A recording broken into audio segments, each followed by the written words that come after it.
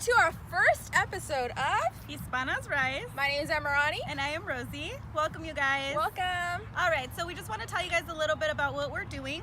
Our mission is to inspire women through providing guidance, encouragement, and discussing important topics that will contribute to academic advancement, professional growth, and increase self-confidence through our personal experiences. Yes, so if you're interested, please continue watching. All right.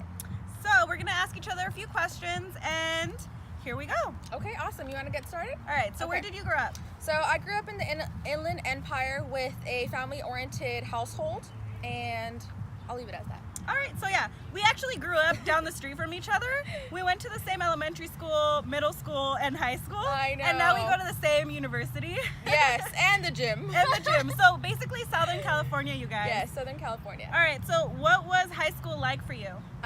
Actually, I was very involved, so I would leave it at that. So I was into sports, I was into honors programs, AP classes, so just very involved.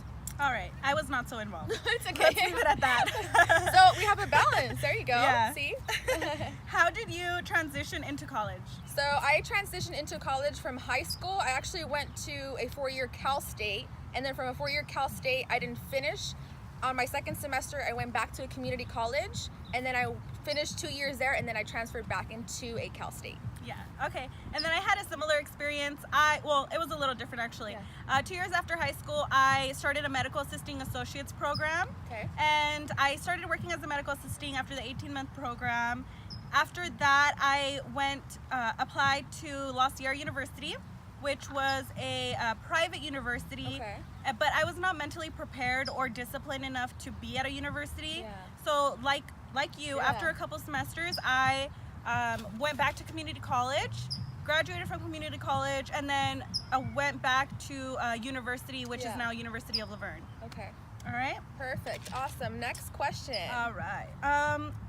Would you consider that traditional, the way you did college Okay. or transition into college from high school, traditional? So I would say it's traditional in the aspect of taking the step forward. So from high school, usually, post-secondary is to go to a 4-year or a Cal State.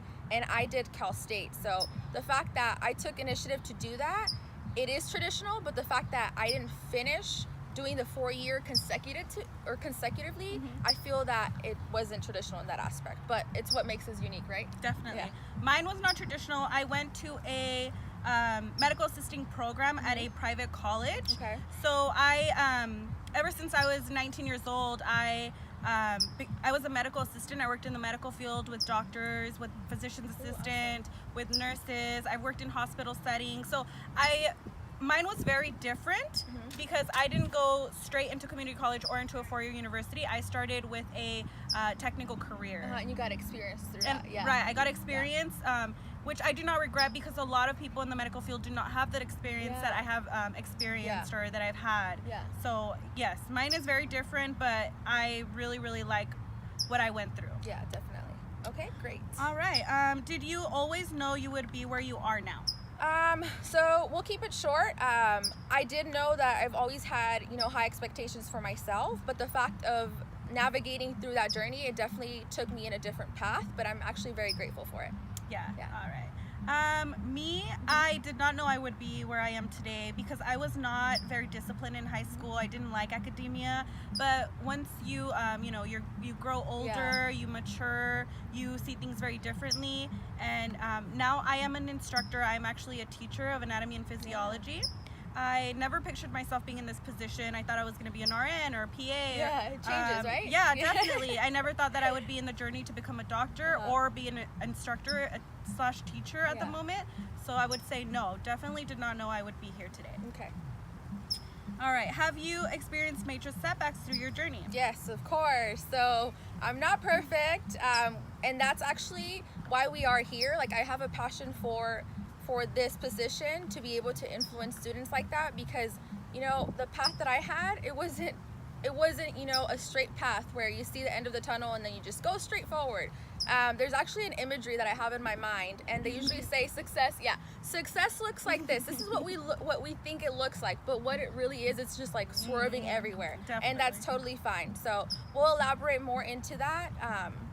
But what about yourself?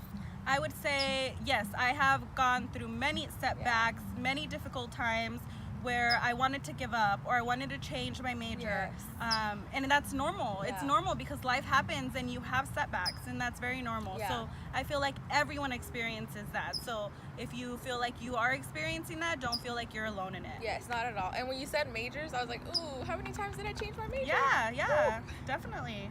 All right. How can you relate to Hispanic women? This is my favorite question, you guys. I know. So I'll say it as we, because we have brothers and we're the only girls besides our mothers, of course, but we carry this very strong passion to be able to influence Hispanic women because of the experiences that we went through. So for myself, I was actually, encouraged to take this path on my own.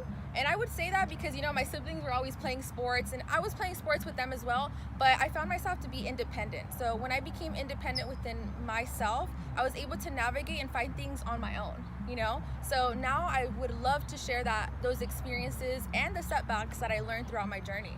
Yeah. What about yourself?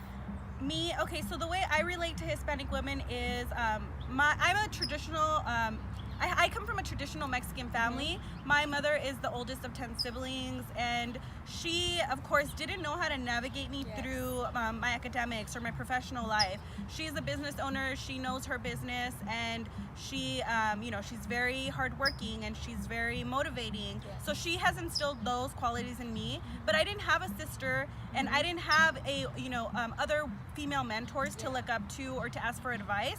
So I want to be able to give that to other women who don't have, someone to... That female figure. Right, Yeah. to ask questions to, or to run things by, or that guidance that, I think all females really genuinely need. Yeah. So that's why we're here. I am Mexican American, she is Mexican American, and we want to be able to reach out to our Hispanic community and provide these...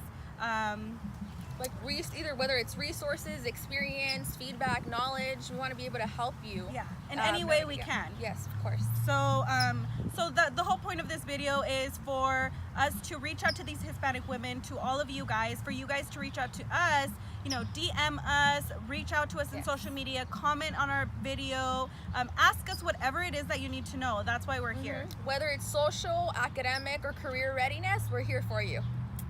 All right. And did you have anyone to help you through your education system, or professional life?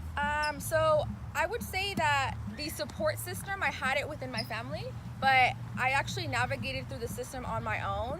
I was fortunate to have individuals, guide me when I was in high school, which was the reason why I transitioned from high school into a Cal State.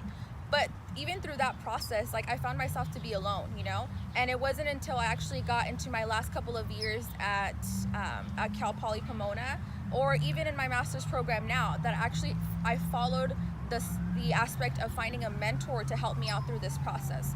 So at the beginning, I would say no, and then that's how I am currently, I definitely have mentors that have helped me. What about yourself? In high school, I did not have any mentors. Through my medical assisting, I did meet a lot of, female doctors. I met a lot of physician's assistants. Okay. I talked to a lot of medical students that I got a lot of advice from. So I felt like that was kind of a way I got a little bit of guidance. Yes. But, other than my mother, who is always, pushing me and encouraging me, I didn't really have someone to get academic feedback from, or professional. So I kind of had to independently guide myself. Yeah. But yeah, that was my experience. Yeah, great. All right. Is that it? Yeah, that's it. So Okay, perfect. we're cutting it this is where we're cutting it, or ending our video. Yes. So, actually, I just wanted to add, if you have any questions, go ahead and comment below. Feel free to share this video, and we'll see you on our next episode. And subscribe to our channel, guys. Yeah!